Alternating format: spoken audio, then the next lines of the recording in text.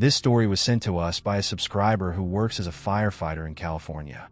They were part of a fighting team, one of the devastating wildfires that swept through the state.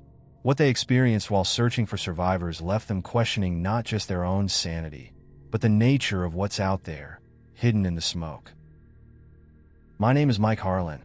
I'm 36 years old, and I've been a firefighter in California for over a decade. I've seen a lot: wildfires, house fires, rescues, but what happened a few weeks ago in Berry Creek is something I'll never forget. The fire had already burned through most of the area when our team arrived. The sky was this dark orange-gray, like it couldn't decide if it was day or night. You couldn't breathe without a mask, and the heat felt like it was coming at you from all sides. My crew was assigned to a small section of the town, a quiet area surrounded by trees and winding dirt roads. It was mostly houses, some trailers, and a couple of small businesses. Our job was to search every home for anyone who might have stayed behind. People panic in fires like this, and sometimes they hide instead of running. You never know what you'll find when you go in. It was late in the afternoon when we started our sweep, and everything felt off. I couldn't put my finger on it at first. The fire was mostly contained in that area, but there was this heavy silence, like the kind that makes your ears strain to hear something, anything. The first few houses we checked were empty. It looked like people left in a hurry. Half-eaten meals still on the table, cars still in driveways, front doors wide open. But it wasn't just that. In one house, I swear I heard footsteps upstairs, but when I went up, no one was there. That's when I started feeling uneasy, but I shook it off. I told myself it was just my nerves. As we moved through the neighborhood, the uneasy feeling only got worse. The smoke was everywhere, making it hard to see more than a few feet ahead. Even with the heat and chaos, it felt too quiet. Fires are loud, cracking wood, rushing wind, even explosions from gas lines or propane tanks. But here, it was almost like the noise was muffled. We came to a small, one-story house with a screened porch. The door was open, and the windows were blackened from the smoke. My partner, Danny, and I went inside to check for anyone still there. The living room was a mess. Furniture tipped over, papers scattered, and the TV was still on, playing static. "Hello? Fire department." I called out, my voice sounding strange in the stillness. No answer. We started a quick sweep of the house, checking closets, under beds, and behind furniture. In the back bedroom, I noticed a picture frame lying face down on the floor. When I picked it up, it was a family photo, parents with 2 kids. They looked happy. That's when we heard it, the sound of someone crying. It was faint, but definitely coming from inside the house. Danny and I froze, exchanging a quick look. "Did you hear that?" he whispered. I nodded and motioned for him to follow me toward the sound. We checked every room again, calling out, "We're here to help. Where are you?" But there was no response, and the sound stopped. By the time we left the house, I was starting to feel more than just uneasy. Danny tried to joke about it, saying it was probably a busted pipe or the wind playing tricks on us, but I could tell he wasn't convinced. Out on the porch, we found footprints in the ash, small, like a child's, leading toward the woods behind the house. The problem? They hadn't been there when we went inside. We decided to follow the footprints, even though every instinct I had was telling me to stay with the rest of the team. Danny said it was probably just a kid who got separated from their family, and we couldn't leave without checking. I didn't argue. It's what we're trained to do. The woods behind the house were dense, with low-hanging branches and dry undergrowth, all coated in ash. The smoke hung between the trees like a thick fog, swirling with every gust of wind. It was hard to see much, even with our flashlights cutting through the haze. As we followed the trail, the footprints began to spread out, almost like whoever made them had started running. But the strange thing was, there were no signs of struggle, no broken branches or disturbed leaves. Just those perfectly clear prints in the ash, leading deeper into the woods. About 50 yards in, Danny stopped suddenly and grabbed my arm. "Did you see that?" he whispered. "See what?" I asked, scanning the trees. "There, to the left." He pointed, his flashlight trembling slightly. I turned mine in the same direction, but there was nothing there. Just smoke and shadows. But then I saw it. A dark shape moving between the trees, quick and silent. At first, I thought it was an animal, maybe a deer or a coyote. But it was too tall, and the way it moved wasn't natural. It didn't make any sound, not even the crunch of ash underfoot. "Hey, stop!" Danny shouted, but the shape disappeared into the smoke. We stood there for a moment, trying to process what we'd just seen. "Could have been another evacuee," I said, more to reassure myself than him. "Someone who didn't want to get caught." Danny didn't respond. He just kept staring into the woods, his hand resting on the radio, clipped to his shoulder. "We should call this in," he said finally, his voice quieter now. But when he tried, the radio only hissed with static. After the radio failed, we decided to head back toward the main road, hoping to regroup with the rest of the team. But as we turned around, we noticed something we hadn't seen before. A small building barely visible through the smoke. It was a school, or what was left of one. The sign out front was scorched, the letters mostly unreadable, but you could still make out elementary. It looked like it hadn't been used in years. The windows were broken, and the doors hung crooked on their hinges. "We should check it out," Danny said. "If someone's hiding, this is where they'd go." The front doors creaked loudly as we pushed them open, the sound echoing down the empty halls. Inside, it was pitch dark, except for the faint, flickering light coming from somewhere deep in the building. The smell of smoke was overpowering, mixing with something else, something sour, like damp rot. "Hello? Fire department," I called out, but my voice felt small, swallowed by the building. We started down the main hallway, our boots crunching on broken glass and debris. The walls were covered in graffiti, but some of it didn't look like regular spray paint tags. It was different, strange symbols that looked burned into the walls, spiraling and jagged. "What the hell is this?" Danny muttered, running his fingers over one of the marks. "No idea," I said, but the sight of them made my stomach tighten. We followed the flickering light to a classroom at the end of the hall. The door was slightly ajar, and the light was coming from inside. When we pushed it open, we found an old projector running, casting a blank, flickering screen on the far wall. There was no power in the area, so I couldn't figure out how it was even working. But that wasn't the worst part. In the center of the room, there was a row of small chairs, the kind kids would sit in during story time. Every chair was turned to face the projector screen.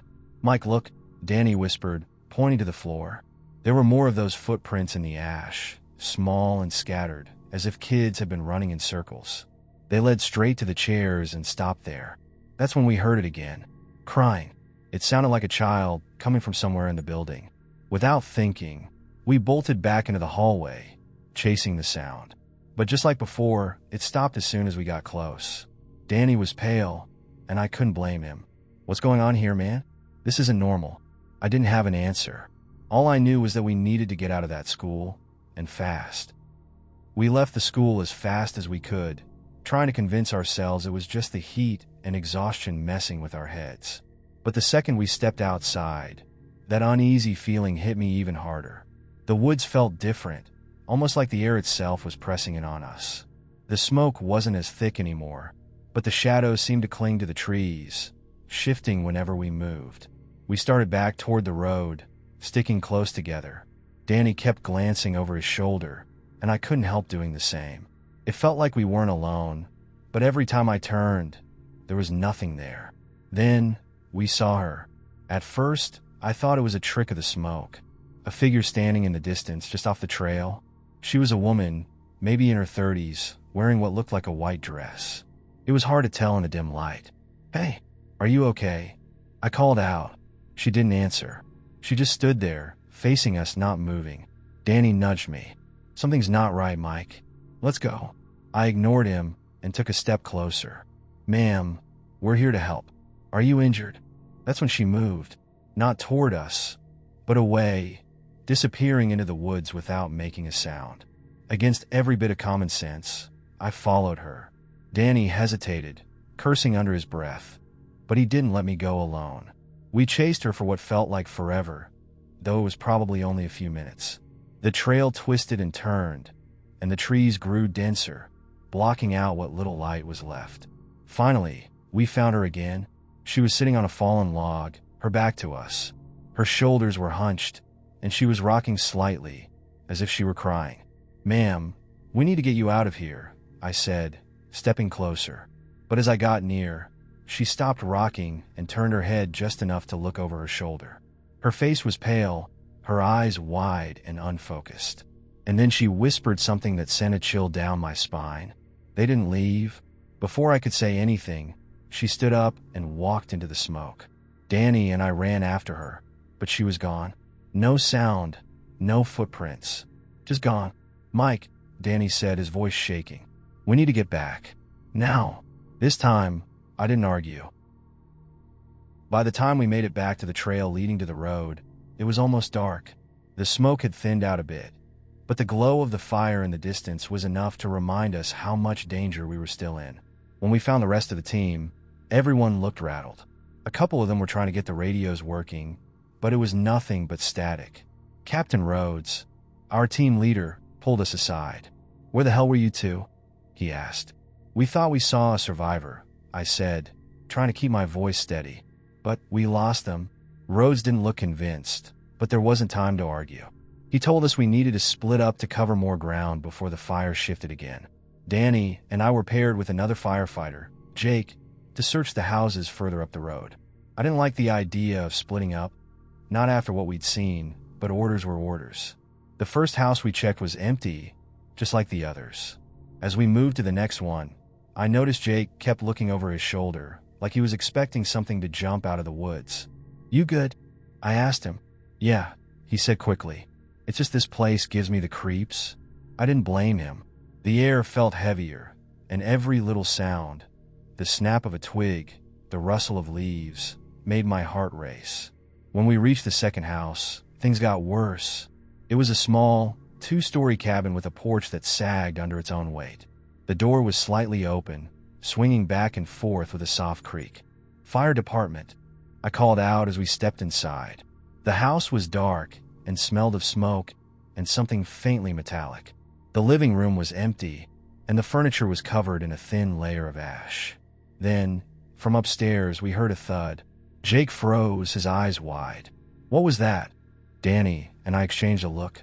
"Stay here," I said to Jake, and started up the stairs with Danny close behind me. When we reached the top, the hallway was empty, but the door to one of the bedrooms was ajar. Inside, the faint sound of footsteps echoed, followed by what sounded like someone whispering. I pushed the door open, my flashlight cutting through the darkness. The room was empty.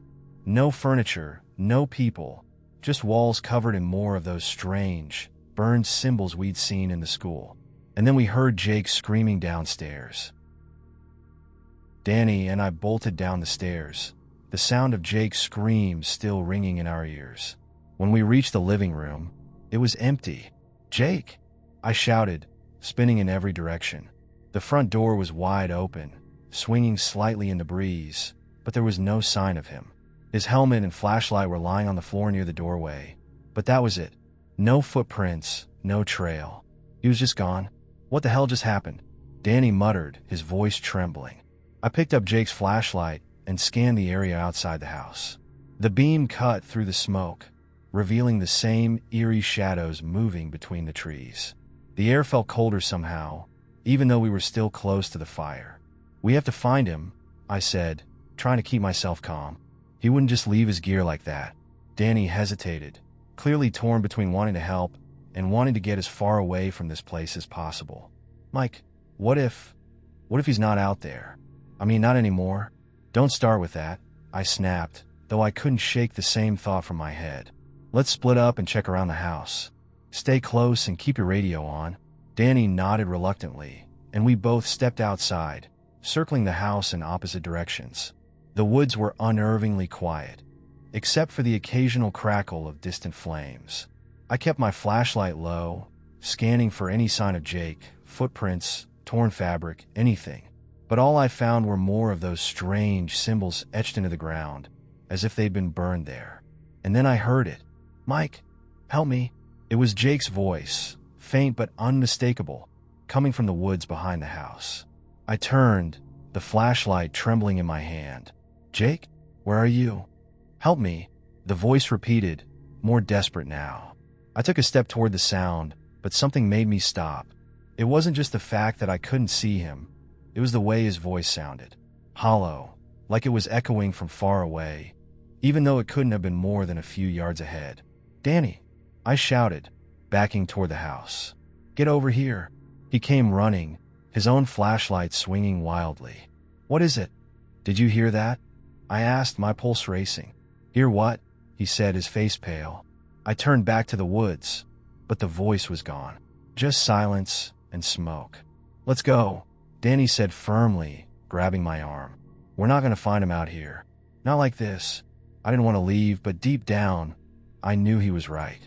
Whatever had happened to Jake, we weren't going to fix it by wandering into the dark. We hurried back to the main road, leaving the house and its terrible silence behind. By the time Danny and I made it back to the road, we were both shaken. The fire had shifted direction again, creeping closer to the houses we had just searched. The sky was darker now, lit only by the orange glow of the flames, and the smoke seemed thicker than ever. We tried the radios again, desperate to call the rest of the team, but it was still nothing but static. Danny paced nervously, glancing back toward the woods every few seconds. "We can't stay here," he said, his voice cracking. "The fire's going to overtake this whole area soon." "I know," I said, though I wasn't sure where we could go. The path back to our truck was blocked by fallen trees, and the flames were moving too fast to take another route. That's when we noticed the smoke. It wasn't moving with the wind anymore. Instead, it was swirling in strange patterns like it was alive. "Do you see that?" Danny whispered, pointing toward the nearest house. The smoke had gathered in front of it, twisting into what looked almost like a figure. For a moment, it stood there perfectly still, and then it moved, quickly, darting around the side of the building and out of sight. "We're not alone out here," Danny said, his voice trembling. I didn't want to admit it, but I felt the same way. There was something in the smoke, something watching us, and it didn't feel human. As we stood there, trying to decide what to do, the wind picked up again. It carried with it a sound that froze me in place. Laughter. It was faint, like it was coming from far away, but it was unmistakable. "We need to move," I said, pulling Danny by the arm. We started walking along the road, keeping close to the tree line. Every few steps, I caught glimpses of movement in the corner of my eye, shadows flickering just beyond the reach of my flashlight. And the laughter, it didn't stop. It grew louder and closer, echoing all around us, until it felt like it was coming from every direction. Danny stopped suddenly, pointing his flashlight into the woods. "Mike, look." At first, I didn't see it, but then my flashlight landed on the trees, and my stomach dropped. The shadows weren't just flickering. They were figures. Dozens of them, standing perfectly still between the trees, their shapes barely visible through the smoke. And they were all facing us. For a long moment, neither of us moved. We just stood there, staring into the woods at the shapes in the smoke. They weren't moving, but the way they stood, silent, still, and watching, was worse than if they had. "Do you see that?" Danny whispered, his voice barely audible. I nodded, my mouth dry. "Yeah, I see it." The figures didn't seem solid, more like silhouettes cut out of the smoke itself. But their presence was undeniable, and the longer I looked at them, the more I felt this crushing weight in my chest, like the air was being squeezed out of me. "We need to go," Danny said, his voice shaking. I agreed, but as we turned to leave, the figures moved. Not toward us, but closer to the edge of the woods, as if they were following. "Mike," Danny said, his voice rising in panic. "They're getting closer." "I know," I said, grabbing his arm. "Just keep walking. Don't run." We moved quickly but carefully down the road, keeping our flashlights trained on the ground in front of us. I didn't dare look back, but I could feel them, those shadows, keeping pace with us, always just out of reach. And then the laughter started again. It wasn't distant this time. It was close, circling around us like the wind. But there was no wind. The air was still and heavy, and the sound didn't come from one direction. It came from everywhere. Danny stopped, spinning in a circle with his flashlight. "Where is it coming from?" he shouted, his voice cracking. "I don't know," I said, grabbing his shoulder to steady him. "Just keep moving." But before we could take another step, something crashed in the woods ahead of us. A tree branch snapped, and we both froze. Then, out of the smoke, a figure appeared. It wasn't like the others. This one was solid, a man dressed in firefighter gear. For a split second, I thought it was Jake. "Jake!" I called out, my voice shaking. The figure didn't answer. It just stood there, motionless, staring at us. "Jake, is that you?" Danny said, taking a step forward. I grabbed his arm. "Wait."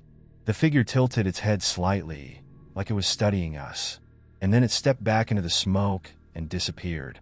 Neither of us said anything for a moment, too stunned to speak. But deep down I knew that wasn't Jake. Whatever it was, it wanted us to follow. Danny and I didn't follow the figure. Instead, we ran. I didn't care about the shadows or the smoke anymore. I just needed to get out of there. The road felt like it stretched on forever, the glowing firelight casting everything in an eerie, shifting red. The smoke was thicker now, burning my eyes and lungs even through the mask. Every step felt heavier, like the air itself was fighting to hold us back. Behind us, the laughter had stopped, replaced by something worse. Whispers. They were low, almost inaudible, but they were everywhere, carried on the smoke. I couldn't make out any words, but the sound made my skin crawl. "Mike," Danny gasped, struggling to keep up. "We're going in circles." I stopped and looked around. He was right. The same burned-out car we'd passed earlier was there again, half buried in ash by the side of the road. "How is that possible?" I said, my voice cracking. Danny didn't answer. He just stood there, staring into the smoke. "We're not getting out of here, are we?" Before I could respond, the fire surged. Flames erupted in the trees on either side of the road, roaring to life like they'd been waiting for us. The heat was intense, driving us back toward the center of the road. "We're trapped," Danny said, his voice trembling. "No," I said, trying to keep us both calm. "There's always a way out. We just have to." I stopped mid-sentence because I saw it again, the figure in firefighter gear. It was standing in the middle of the road, just ahead of us, completely still. "Is it him?" Danny whispered, but I could hear the fear in his voice. I didn't answer. I couldn't. The figure slowly raised an arm and pointed, not at us, but to something behind us. We turned, and that's when we saw them. The shadows. They had come out of the woods, dozens of them, surrounding us on all sides. They didn't move, didn't make a sound. They just stood there, watching. "What do we do?" Danny asked, his voice barely above a whisper. I didn't know. My mind was racing, my instincts screaming at me to run, but there was nowhere to go. The fire was closing in, and the shadows weren't leaving us a way out. Then, the whispers stopped, replaced by a single voice. It was faint, but clear enough to make my heart stop. "Leave." Without another word, the shadows parted, creating a narrow path through the smoke. The figure in the firefighter gear stepped aside, gesturing for us to go. I didn't hesitate. Grabbing Danny's arm, I pulled him forward, running down the path as fast as I could. The shadows didn't move, but I could feel their eyes on us the whole way. When we finally broke through the smoke, we found ourselves on a wide highway. The air was clearer here, and in the distance, I could see flashing lights, our crew's command post. I turned back, expecting to see the shadows or the figure, but there was nothing, just smoke and fire. Danny collapsed to his knees, gasping for air. What had just happened? I didn't have an answer. All I knew was that we were alive, and I wasn't going to question it. We made it back to the command post, stumbling into the bright lights like we'd crossed into another world. The rest of the crew was there, huddled around trucks and equipment, their faces drawn and exhausted. Captain Rhodes ran over to us, relief and frustration battling on his face. "Where the hell have you two been? And where's Jake?" Danny and I just stared at him, too shaken to speak. I didn't know how to explain what had happened, or if he'd even believe me. "He's gone," I finally said, my voice flat. Rhodes looked like he wanted to press for more, but one look at our faces must have told him enough. He nodded grimly and waved for us to sit down. The fire was under control by morning, but the strange events of that night never left me. The search crews never found Jake, and the area where we'd been was later declared too unstable to explore further. Officially, he was listed as missing. Danny and I didn't talk about what we'd seen, not to Rhodes, not to anyone else. What could we say? That shadows had chased us? That we'd been let out of the fire by something that shouldn't exist? But I can't stop thinking about that night. The laughter, the whispers, the shadows and the smoke. And most of all, the figure in the firefighter gear. Who or what was it? The strangest part is, it didn't feel like it wanted to hurt us. If anything, it felt like it was warning us, guiding us out of the fire. But why? And why did it take Jake? I've been a firefighter for a long time, and I've seen things I can't explain, but nothing like this. Sometimes, late at night, I hear the whispers again, faint and distant, like they're calling to me. And sometimes, I wonder if we really escaped that fire, or if a part of us is still trapped in the smoke with the shadows watching. Here's such a story. If something strange or unexplainable happened to you during the forest fires in California, send us your stories by email, and we'll be sure to share them in future videos. Stay safe out there.